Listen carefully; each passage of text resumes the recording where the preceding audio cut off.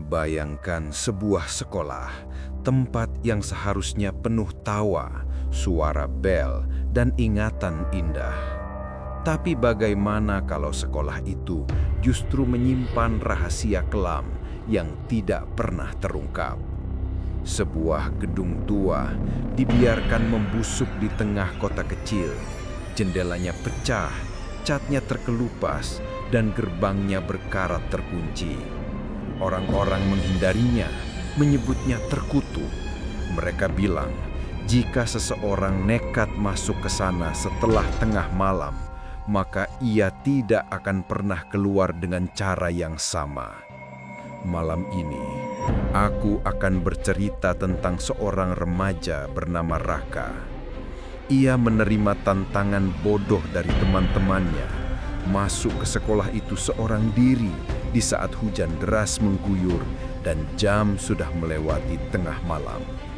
Apa yang ia temukan di dalam sana bukan hanya sekedar kegelapan, tapi juga bisikan-bisikan, bayangan anak-anak yang tidak pernah pulang, dan satu sosok yang menjadi dalang di balik semua kengerian itu. Inilah kisah yang dikenal dengan nama Sekolah yang Tidak Pernah Tidur. Di sebuah kota kecil, berdiri sebuah sekolah yang dulu dikenal sebagai tempat terbaik untuk menimba ilmu. Puluhan tahun lalu, banyak anak didik yang lulus dengan prestasi gemilang dari sana. Tapi kabar gelap mulai beredar. Sejumlah murid hilang tanpa jejak. Orang tua yang menuntut penjelasan hanya mendapat jawaban samar. Anak-anak itu kabur atau dipindahkan ke sekolah lain. Bertahun-tahun kemudian, kebusukan itu terbongkar. Konon, ada ruang-ruang tersembunyi di bawah sekolah, tempat murid-murid itu dikurung. Mereka dijadikan bagian dari ritual gelap oleh segelintir guru. Setelah skandal itu terbongkar, sekolah langsung ditutup.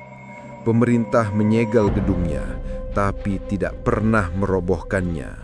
Masyarakat percaya ada sesuatu di sana yang tidak bisa dihancurkan begitu saja.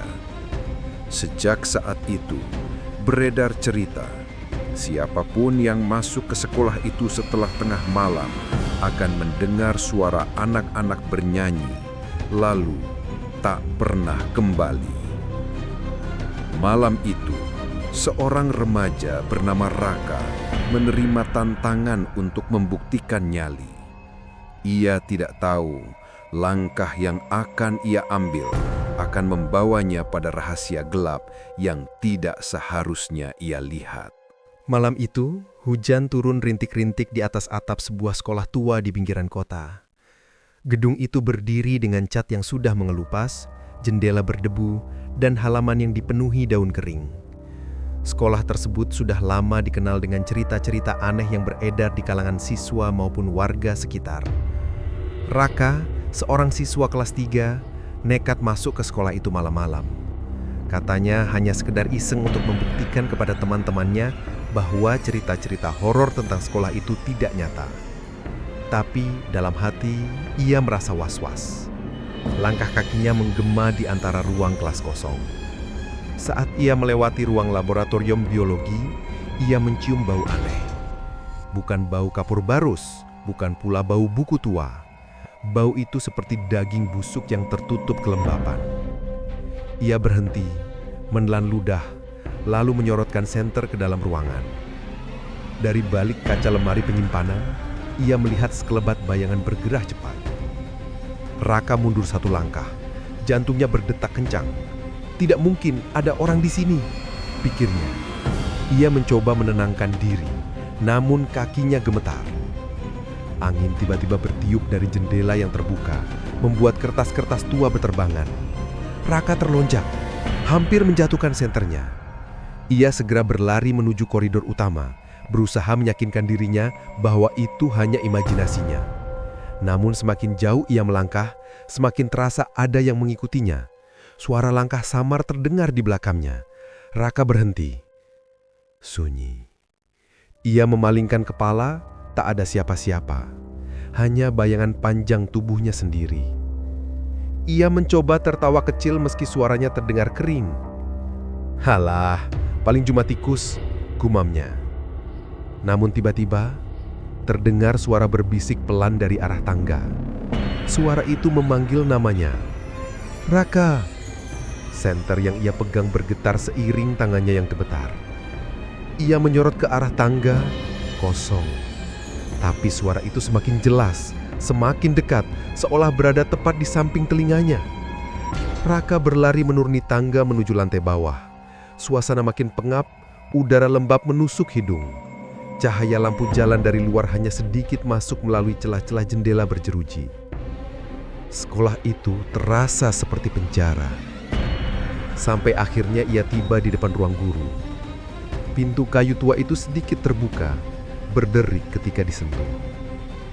Raka menyorotkan senter ke dalam. Di balik cahaya samar, terlihat deretan meja dan kursi penuh debu. Tetapi, ada satu kursi yang ditarik ke belakang, seolah baru saja digunakan. Saat ia masuk, pintu di belakangnya menutup dengan keras. Brak! Raka menjerit, menjatuhkan senternya. Ruangan itu tiba-tiba gelap total.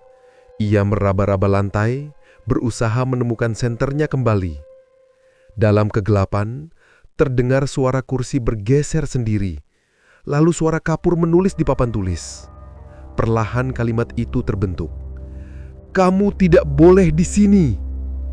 Raka akhirnya menemukan senternya, menyalakannya dengan tangan gemetar. Cahaya itu menyorot ke papan tulis. Tulisan kapur putih itu benar-benar ada, segar, belum sempat memudar. Napasnya tersengal-sengal. Dada terasa sesak. Ia mundur ke pintu, mencoba membukanya, namun pintu terkunci rapat. Ia menoleh lagi ke papan tulis. Tulisan itu kini berubah menjadi, "Kamu sudah terlambat." Dari sudut ruangan, perlahan muncul bayangan tinggi, tipis, dengan wajah samar-samar seperti terbentuk dari kabut. Bayangan itu bergerak mendekati Raka tanpa suara, hanya tatapan kosong yang menusuk. Raka menjerit kencang, mencoba menendang pintu. Kali ini pintu terbuka dengan hentakan keras, seolah didorong dari luar. Ia segera berlari keluar dari ruangan itu, napasnya tersengal, mata berkaca-kaca. Raka berlari tanpa arah. Lorong-lorong sekolah itu terasa seperti labirin yang tak berujung. Setiap kali ia berbelok, lorong baru yang sama panjang dan gelap menantinya. Udara semakin dingin, membuat bulu kuduknya berdiri. Tiba-tiba, ia melihat pintu menuju ruang perpustakaan. Dengan napas tersengal, ia masuk, berharap bisa bersembunyi di antara rak penuh buku. Bau kertas lembab segera menyeruak, bercampur dengan aroma debu yang menyesakkan.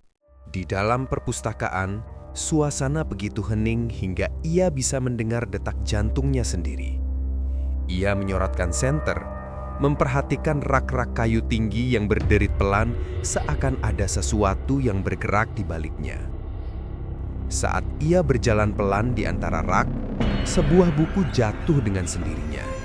Sampulnya berdebu, namun ada noda merah kecoklatan yang terlihat jelas di pinggirannya.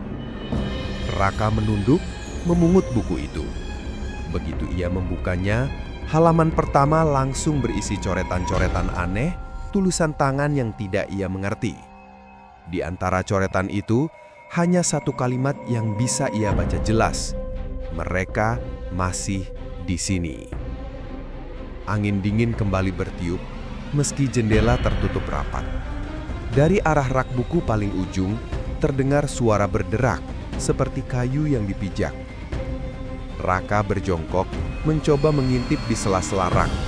Saat itu juga, sepasang mata pucat menatapnya dari kegelapan. Ia terjatuh ke belakang, menjatuhkan bukunya. Suara desis selirih terdengar, lalu seluruh rak berguncang keras, membuat buku-buku berjatuhan bak hujan. Tanpa pikir panjang, ia berlari keluar dari perpustakaan. Tapi pintu yang tadi ia buka dengan mudah, kini tak bisa digerakkan sama sekali. Ia terus menarik gagang pintu hingga buku-buku di belakangnya jatuh semakin banyak seolah dilempar oleh sesuatu yang tak kasat mata. Pintu akhirnya terbuka dengan hentakan keras dan ia langsung terlempar keluar. Anehnya, lorong yang ia masuki bukan lagi lorong yang sama seperti sebelumnya. Kini ia berada di koridor yang penuh dengan loker berkarat, lampu neon di langit-langit berkedip-kedip. Suara dentuman keras terdengar dari salah satu loker. Raka menoleh, napasnya tersengal, namun ia tak berani mendekat. Loker itu terus bergetar seakan ada sesuatu yang mencoba keluar dari dalamnya. Dari sela lubang kecil di pintu loker, menetes cairan hitam pekat jatuh ke lantai dengan suara plak yang terdengar jelas. Tiba-tiba semua loker terbuka bersamaan dengan bunyi logam berderit nyaring. Dari dalamnya, bukan benda, melainkan tangan-tangan pucat yang menjulur, bergerak liar mencoba meraih tubuh Raka. Raka menjerit, menjatuhkan senternya lagi. Ia berlari tanpa melihat ke belakang, hanya mengandalkan samar cahaya lampu neon yang mati hidup. Suasana makin mencekam dan lorong terasa semakin panjang. Di ujung lorong, ia melihat sebuah pintu menuju aula sekolah. Tanpa berpikir panjang, ia menerobos masuk, berharap bisa menemukan jalan keluar dari tempat terkutuk itu. Aula sekolah itu gelap gulita, hanya diterangi cahaya redup dari lampu gantung tua yang berayun pelan. Suara pintu yang ia dorong tadi bergema, lalu hening kembali. Ruangan besar itu seolah menelan setiap suara. Lantai kayu berderit di setiap langkahnya. Debu beterbangan setiap kali ia bergerak. Di panggung depan, tirai merah yang sudah pudar warnanya bergerak perlahan, meski tak ada angin. Ia menyorotkan senter ke arah panggung. Sekilas terlihat siluet seseorang berdiri di balik tirai. Raka menahan napas, berusaha memastikan pandangannya tidak salah. Tiba-tiba, tirai itu bergerak cepat, terbuka setengah, namun di baliknya tidak ada siapa-siapa. Hanya panggung kosong dengan papan kayu rapuh. Suara piano tua tiba-tiba terdengar dari pojok ruangan. Nada-nadanya pelan, menyeramkan, seperti dimainkan oleh jari-jari tak kasat mata. Raka mendekat pelan ke arah piano. Namun semakin dekat ia berjalan, semakin jelas ia melihat bahwa di kursi pianis ada sosok duduk membelakanginya. Rambut panjang menutupi wajahnya, jemari pucat menari di atas tuts. Sosok itu berhenti bermain. Lalu kepalanya berputar pelan ke arah Raka. Suara sendi lehernya berderak hingga akhirnya wajah pucat dengan mata kosong menatapnya lurus. Raka terpaku, tubuhnya membeku. Dari mulut sosok itu keluar suara bisikan serak. "Kenapa kamu ada di sini?" Tiba-tiba seluruh kursi penonton di aula bergerak seolah ada ratusan orang duduk bersamaan. Bayangan-bayangan samar mulai bermunculan, memenuhi ruangan. Bayangan-bayangan itu menoleh bersamaan ke arah Raka. Ratusan pasang mata gelap menatapnya. Aula yang kosong kini penuh dengan penonton yang tidak bernyawa. Raka berlari ke panggung, mencoba mencari jalan keluar. Namun lantai kayu yang rapuh ambruk tiba-tiba, membuatnya jatuh ke ruang bawah panggung yang gelap. Ia terhempas di ruang sempit penuh debu. Cahaya senter menyelot dinding bata yang dipenuhi coretan-coretan tangan. Coretan itu seperti pesan putus asa dari orang-orang yang pernah terperangkap di sana. Di antara coretan itu, ada kalimat yang membuat bulu kuduk Raka berdiri. "Mereka memaksa kami tetap di sini." Dari sudut ruangan bawah tanah itu terdengar suara tangisan lirih, suara anak-anak. Raka menyorotkan senter, namun yang terlihat hanyalah barisan kursi kecil seperti kursi murid TK, berjejer rapi. Kursi-kursi itu kosong, tapi suara tangisan semakin keras.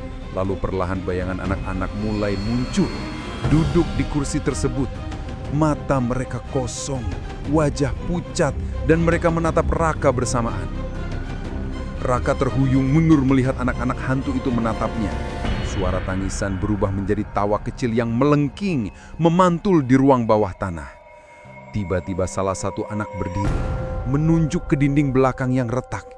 Jemarinya kurus dan panjang, seperti tulang tanpa daging. Raka menyorotkan senter ke dinding itu. Retakan memenduk pola aneh, seperti pintu tersembunyi yang dipaksa ditutup dengan semen kasar. Suara berbisik kembali terdengar, kali ini dari semua anak secara bersamaan. "Buka! Tolong buka! Kami di dalam!" Raka gemetar, tapi entah dorongan apa yang membuatnya mendekat. Ia meraba dinding itu, dan tiba-tiba semen retak sendiri, berguguran ke tanah. Perlahan sebuah pintu kayu tua muncul. Dengan tangan gemetar ia mendorong pintu itu. Engselnya berderit panjang, dan aroma busuk yang lebih pekat langsung menyergap, membuatnya hampir muntah. Ruangan di balik pintu itu gelap total. Begitu cahaya senter masuk, terlihat barisan ranjang besi kecil berkarat, dipenuhi rantai dan gembok yang sudah berlumut. Di dinding ruangan ada bekas goresan kuku yang sangat banyak, beberapa sampai menembus bata, tanda bahwa penghuni ruangan itu pernah berusaha kabur. Raka mundur, nafasnya terputus-putus. "Astaga, mereka dikurung di sini," bisiknya dengan suara serak. Tiba-tiba lampu senter berkedip-kedip. Saat cahaya melemah, muncul sosok-sosok anak yang lebih tua. Wajah mereka hancur, tubuh mereka penuh luka seperti bekas rantai. Salah satu dari mereka melangkah maju, wajahnya mendekat ke cahaya. Dengan suara lirih ia berucap, "Kami tidak pernah pulang. Guru-guru itu menutup semuanya." Seketika ruangan bergencang. Pintu kayu tertutup dengan keras di belakang Raka. Ia terjebak. Jeritan-jeritan hantu anak-anak itu semakin keras, bergema sampai telinganya berdengung. Lantai retak, tanah basah merembes keluar. Dari retakan itu muncul tangan-tangan kurus, mencengkram kaki Raka, menariknya ke bawah. Raka berteriak, menendang dengan panik, namun semakin banyak tangan muncul. Cahaya senter terlepas dari genggamannya, berguling di lantai hingga akhirnya padam. Dalam kegelapan total, suara-suara itu menyatu, membisikkan satu kalimat terakhir di telinganya. "Kamu akan jadi salah satu dari kami." Jeritan Raka menggema, lalu tiba-tiba semua tangan yang menariknya lenyap. Hening. Ia terjatuh ke lantai, tubuh gemetar, nafas terengah-engah. Dalam kegelapan, satu-satunya suara adalah detak jantungnya sendiri. Perlahan sebuah cahaya merah samar muncul dari sudut ruangan. Bukan cahaya senter, namun cahaya yang berdenyut, seperti berasal dari sesuatu yang hidup. Dari cahaya itu muncul sosok tinggi, mengenakan seragam guru tua. Wajahnya setengah hancur, matanya merah menyala, suaranya berat dan bergema. "Kenapa kau membangunkan mereka?" Raka terpaku, tubuhnya membeku, tanyanya dengan suara parau. Sosok itu melangkah maju, setiap langkahnya membuat lantai bergetar. "Aku kepala sekolah ini," suaranya berat bergema di seluruh ruangan, "dan aku memastikan tidak ada yang keluar dari sini." Bayangan-bayangan anak hantu itu mulai muncul lagi. Kini mereka bersembunyi di sudut, menunduk ketakutan pada sosok kepala sekolah itu. Raka sadar, bahkan ruh-ruh itu pun diperintah olehnya. Kepala sekolah itu mengangkat tangannya, dan rantai-rantai berkarat di dinding mulai bergerak sendiri, melilit ke arah Raka. Raka berusaha melawan, meraih batu bata di lantai dan melemparkannya. Tapi benda itu hanya menembus tubuh kepala sekolah tanpa melukai. Suara tawa rendah memenuhi ruangan. "Kamu akan tetap di sini seperti mereka," bisik kepala sekolah itu. Matanya semakin menyala dan udara menjadi begitu panas, membuat Raka sulit bernafas. Tiba-tiba, suara-suara anak hantu mulai bergema, lebih keras dari sebelumnya. "Lepaskan dia! Lepaskan dia!" Suara mereka menindih suara kepala sekolah. Cahaya biru dari anak-anak itu melawan cahaya merah kepala sekolah. Ruangan bergetar hebat, rantai-rantai berkarat mulai hancur, berpecah berkeping-keping. Kepala sekolah menjerit marah, tubuhnya mulai terpecah seperti asap terbakar. "Tidak, kalian semua milikku. teriak dengan suara menggelegar. Dengan cahaya biru terakhir, anak-anak itu melindungi Raka. Ledakan cahaya membuat ruangan runtuh, dinding bata ambruk, dan segalanya berubah putih silau. Saat Raka membuka mata, ia sudah berada di halaman sekolah, tepat di depan gerbang yang tadi malam ia masuki. Hujan masih turun, namun semuanya sepi. Sekolah itu berdiri gelap, diam, seolah tidak pernah terjadi apa-apa. Di belakangnya, terdengar suara samar anak-anak tertawa kecil, bukan menakutkan, melainkan lega. Namun ketika Raka menoleh, tak ada siapa-siapa. Raka masih terduduk di tanah, tubuhnya gemetar, hujan deras mengguyur, membuat pakaiannya basah kuyup. Ia menatap ke arah gedung sekolah yang kini sepi, tanpa cahaya, tanpa suara. Perlahan ia bangkit, berjalan gontai keluar gerbang. Anehnya, gembok yang tadi berkarat kini sudah tidak ada. Gerbang terbuka lebar, seakan memang ingin melepaskannya. Saat melangkah keluar, ia menoleh sekali lagi. Untuk sesaat, ia melihat siluet anak-anak berdiri di jendela lantai 2, melambai pelan kepadanya sebelum menghilang dalam kegelapan. Raka menahan nafas, lalu berlari menjauh dari sekolah itu. Jalanan licin, lampu jalan berkelap-kelip, membuat suasana seperti mimpi buruk yang belum usai. Saat ia sampai di rumah, waktu menunjukkan pukul 7 pagi. Padahal, ia merasa hanya beberapa jam berada di sekolah itu. Tangannya gemetar saat membuka pintu rumah. Ibunya yang terkejut melihat keadaannya langsung memeluknya. "Raka, dari mana saja semalaman?" tanyanya panik. Raka tidak bisa menjawab. Setiap kali ia mencoba bercerita, suaranya tercekak, seakan ada yang menahan. Ia hanya bisa berkata lirih, "Sekolah itu, jangan pernah ke sana." Malam berikutnya, Raka mencoba tidur. Namun, tepat pukul 2 pagi, ia terbangun karena mendengar suara ketukan halus di jendela kamarnya. Ia memberanikan diri menoleh. Di luar jendela yang berkabut oleh embun, terlihat jejak tangan kecil yang basah, meninggalkan bekas seperti baru saja ditekan dari luar. Suara tawa anak-anak terdengar pelan, samar, seolah mengucapkan selamat tinggal, atau mungkin undangan untuk kembali.